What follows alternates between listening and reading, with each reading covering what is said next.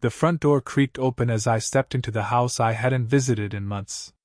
The air was thick, not with dust, but with tension that clung to the walls like smoke after a fire. My suitcase wheels bumped softly against the hardwood floor as I made my way into the living room. Dad was already there, standing like a statue near the fireplace. Sophie sat rigidly on the couch, arms crossed, her eyes locked onto mine the moment I entered. "Emily," Dad said coldly, not even offering a hello. "We need to talk." I nodded, setting my suitcase aside. I figured. The silence felt like a fuse, short and burning fast. Then it happened. "Return the $50,000 or don't come back," Dad shouted, his voice louder than I'd ever heard it before. He pointed directly at me, like a judge delivering a sentence. His eyes, once warm and tired, were now sharp and blazing with suspicion. I blinked. "What?" "You heard me," he barked. "You took the money from your mother's account. We checked. The funds are gone. And you, of all people, you had access." My heart dropped, but I stayed still. Sophie jumped in, standing now, her tone shrill with fury. "You took Mom's money. We all know it. She trusted you, and you used that to steal from her. How could you?" I looked at both of them, my father, trembling with rage, and my sister, looking like she'd been waiting months to unload this on me. I could feel the fire behind their accusations, fueled by grief, maybe guilt, maybe even jealousy. But I didn't say a word. Instead, I reached into my coat pocket and pulled out a slim envelope. From it, I removed 4 teller slips, dated, signed, and stamped. I walked slowly to the kitchen counter, placed them down one by one, and slid them forward. Their eyes flicked down, and then back up to me. "What is this?" Dad growled. "Proof," I said quietly. "Of everything." They leaned over. Sophie grabbed the top slip and scanned it. Her eyes moved fast, then stopped. Her brows furrowed. This shows the money was moved weeks before Mom passed," she murmured. "And it wasn't me who made the transfer," I added. "It was her. She set it up. With a lawyer. I have the documents." Dad reached for the second slip, then the third. As he read, the redness drained from his face. His hand began to tremble. "I don't believe this," he whispered. "You never asked?" I replied. "You just assumed." Sophie looked at me, her eyes flickering between anger and uncertainty. "But why would she move it all to you?" "She didn't. It wasn't for me. It was for a purpose. For a gallery she wanted me to open, her dream. I have the letter. She called it Margaret's Light. She wanted her art, and the art of women like her, to be seen. You never listened to her when she talked about it." Silence swallowed the room whole. The air was colder now, not because of the weather, but because reality had slipped into the room and knocked the breath out of them. Dad sank into the armchair, the teller slips crumpled slightly in his grip. I thought," he started, but his voice broke. "I know what you thought," I said gently. "And I know you're grieving. But I'm grieving too. She was my mother, and she trusted me. She told me things she couldn't say out loud to you. She knew what kind of pressure she was under. And she wanted this done quietly." Sophie's arms dropped to her sides. Her lips parted, but no words came out. Their faces had gone pale, completely drained of the righteous fury they wore like armor just minutes ago. And in that moment, I didn't feel triumphant. I felt exhausted. "You should have let me explain," I said quietly. "Instead, you attacked me the moment I walked in." Dad covered his face with his hands. Sophie sat back down, blinking rapidly, like she was trying to hold back tears, or guilt. I turned to leave the room, pausing only once. "The lawyer's letter is in my bag. You can read it when you're ready." And then, without waiting for a response, I walked upstairs, my footsteps echoing through the house that once felt like home. The bedroom still smelled faintly of lavender. Mom used to spray her pillows with it every night, claiming it helped her sleep. I sat on the edge of the bed, staring at the half-open closet, the worn carpet, and the framed photo of us at my college graduation. She was smiling in it, holding my hand so tightly like she knew something I didn't. I reached into my suitcase and pulled out the manila folder, thick with paperwork I never wanted to use as ammunition. But that's what it had become. Proof. Evidence. Armor. I remembered the day Mom took me to the bank. It was 6 weeks before she passed. She hadn't told anyone else, not even Dad. We sat side by side in her old silver Subaru, parked outside First National Bank of Willow Creek. Her hands trembled slightly on the steering wheel. "I want you to come in with me," she said, eyes forward. "Why?" I asked, worried. She'd been slowing down, getting more tired lately. But she always kept things to herself, refusing to admit anything was wrong. "I'm opening a trust," she said. "In your name." That stopped me. "What for?" She finally turned to look at me, and her expression was unusually serious. "Because I don't trust anyone else to do what I want." It sounded harsh. At the time, I thought maybe she was just frustrated with Dad, who had been distant for years, buried in his work and grief over his own mother's passing. Or Sophie, who always had her own family to worry about. Mom had looked me dead in the eye and said, "This money isn't for you, Emily. It's for something we both care about. You remember the dream I always talked about?" I nodded. "The gallery." She smiled, a sad but proud smile. "Yes. I never had the courage to start it. I had children, bills, a husband who didn't believe it would work. But you have the vision. The strength. I want you to make it real." I didn't argue.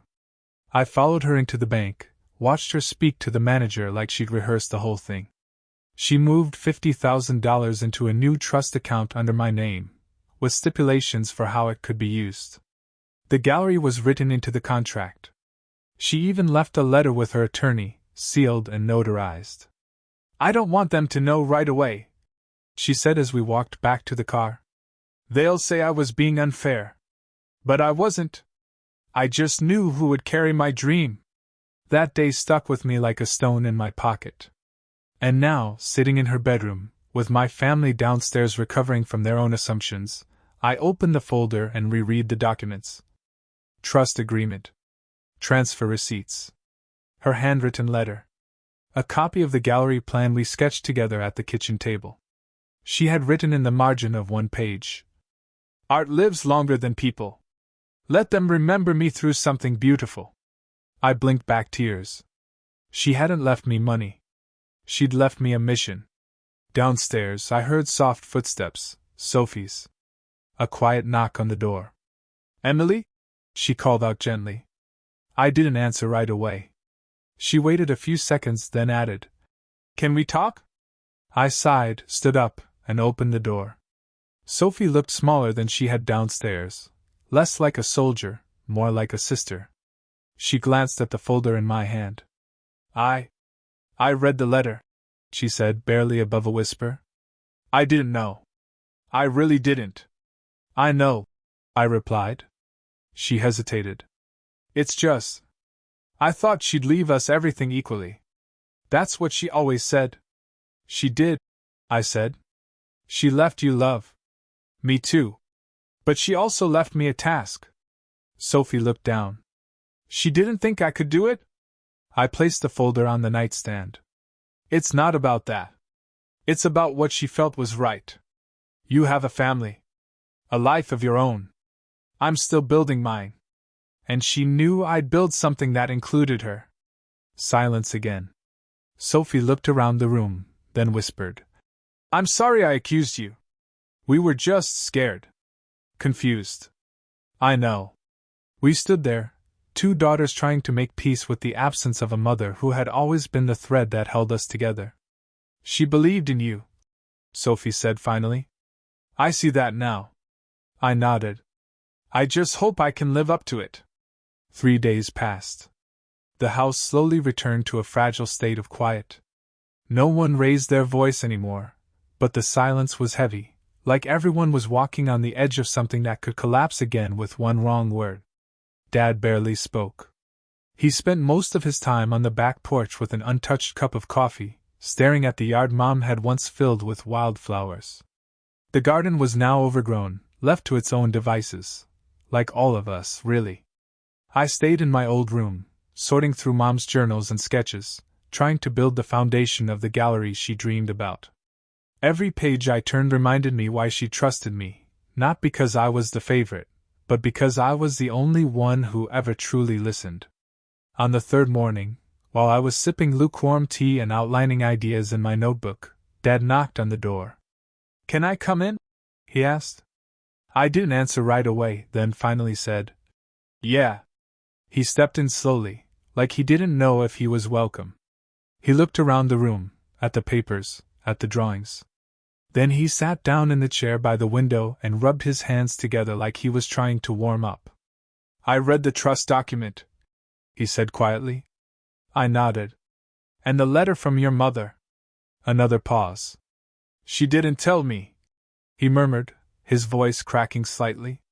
"Not one word." "She didn't think you'd support it," I said, keeping my tone neutral. "She said you'd try to stop her?" He sighed. "She was probably right." I looked at him then. He was older than I remembered, grayer, more tired. Grief had aged him fast. "I wasn't always the best husband," he continued. "I thought I was doing the right thing, working, providing, keeping the lights on. But I missed things. Big things." He looked up at me. "And I'm sorry for what I said to you." I was angry, scared. But that's no excuse. For the first time in years, I saw real vulnerability in my father. Not just the pain of losing his wife, but the deeper ache of realizing he had misunderstood her, and me. "I forgive you," I said softly. "But I need you to understand, this gallery isn't about money. It's about Mom. What she believed in. What she wanted to leave behind." He nodded. "I get that now. And if there's anything I can do to help, I want to." The words hit me harder than I expected. "Help me fix up the garden?" I asked. He looked surprised. Then he smiled. Yeah, I can do that." That afternoon, we pulled weeds side by side in the May sun. We didn't talk much. We didn't have to. It was enough just to work together again, for the first time in what felt like forever. But the true turning point came that evening. Sophie showed up holding a cardboard box. "I found these in Mom's attic," she said. "Old canvases.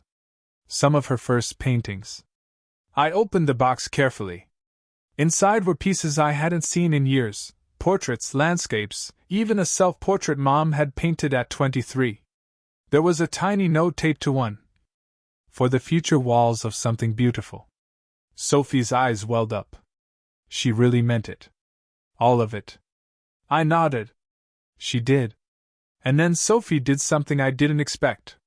She took a deep breath and said, "I want to be part of it too. Not because I feel guilty, but because I believe in it now. In her. And in you." My throat tightened. "You really mean that?" "Yes. If you'll let me, I'll help you build this gallery." I looked at my sister, the girl I'd fought with over the front seat, over clothes, over Mom's attention. And for the first time, I saw her as my teammate. "Okay," I said. "Let's do it together." That night, the three of us sat at the dining table with sketches, notes, and mugs of tea. The air felt lighter. Not fixed, but healing. Piece by piece. Mom may have left us, but she had also given us something to rebuild with.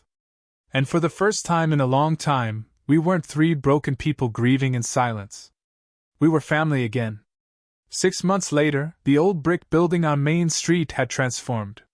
What used to be a dusty storage space above an antique shop was now flooded with light, white walls, tall windows, and canvases that whispered stories in color.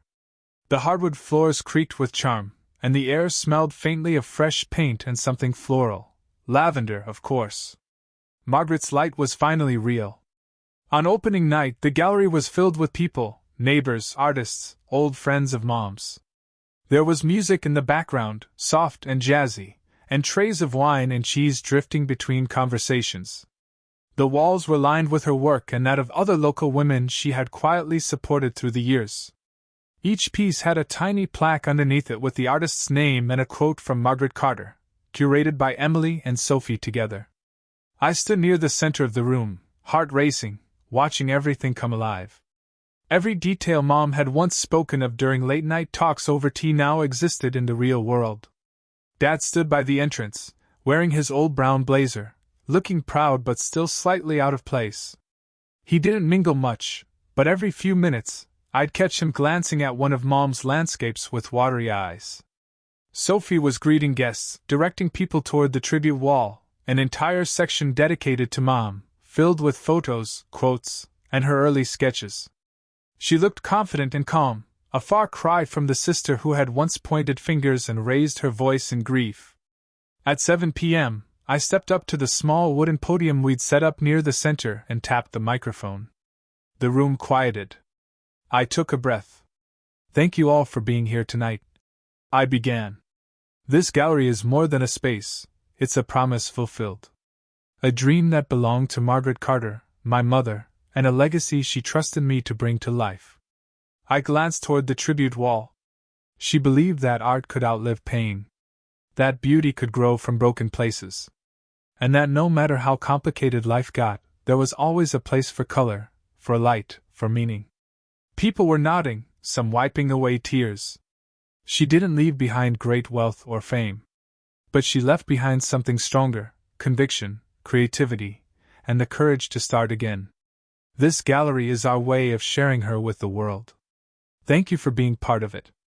I stepped back, and the room erupted in warm applause. Later that night, after most guests had gone home, I walked alone through the quiet gallery, taking in each piece as if seeing it for the first time. At the far end of the room was Mom's self-portrait, the one Sophie had found in the attic. Someone had left a single white rose beneath it. I smiled. Sophie came to stand beside me.